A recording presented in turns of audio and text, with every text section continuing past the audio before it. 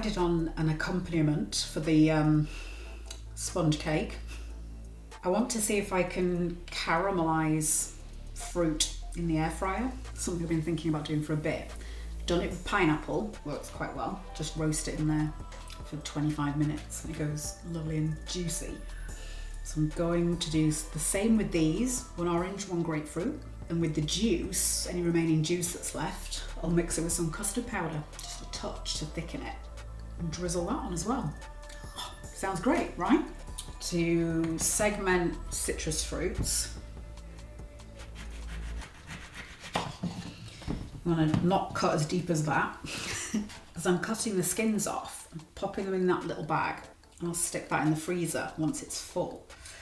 I want to make another citrus butter, like the lemon butter that I did. I'll stick the link there for you.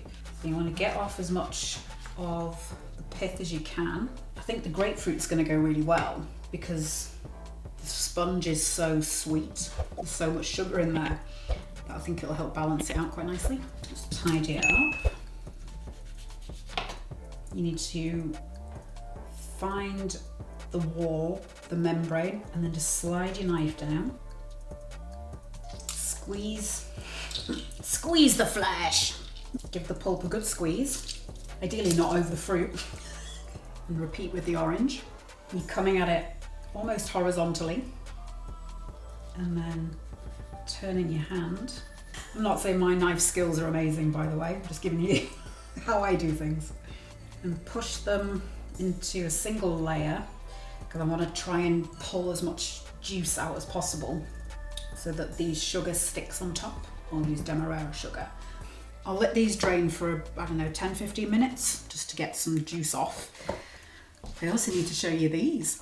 I cut some pieces and sort of tried to make, I guess, a brandy snap, and then put them in the air fryer at 130 for 15 minutes. And they've gone very...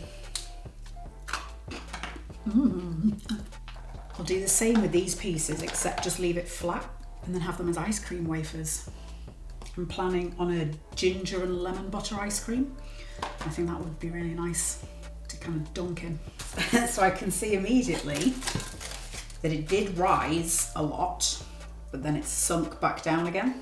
It's not quite the thick, pillowy sponge cake that I hoped for.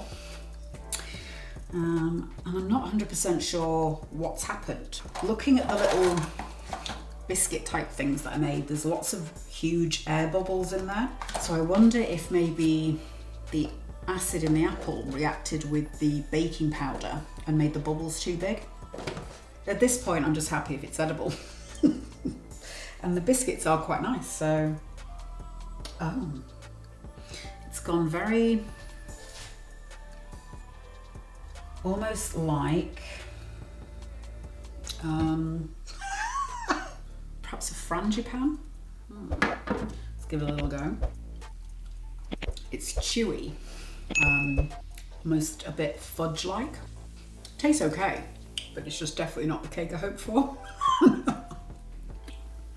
So you can see the texture. Yeah, very gluey. I've lined the air fryer basket with some greaseproof paper. I want to caramelize the fruit segments, so I'm kind of patting them dry a little bit just to make sure the sugar sticks, and then just coat it in the sugar. I'll put these in the air fryer. I'm going to do a 200 degrees C, see how it gets on. Meanwhile, I'll make a little sauce. I'm still blown away with how good this custard was. Just heat the juice and then add in ½ teaspoons at a time of the custard powder until you get it to the texture that you want. It's going to be a personal preference sort of thing. We're here, and that for me is about done because I'm, impatient. But you could take it further. That caramel will be red hot, so be careful. So all in all, that's not a bad little looking plate of food. Give it a try with the sauce and the caramel. The sauce and the fruits are really, really good. Just a shame about the cake. So if you're the kind of person that enjoys happy accidents in the kitchen, make sure you hit subscribe and check out some of the other videos, because there's plenty of them. Oh, and watch some Bob Ross videos too.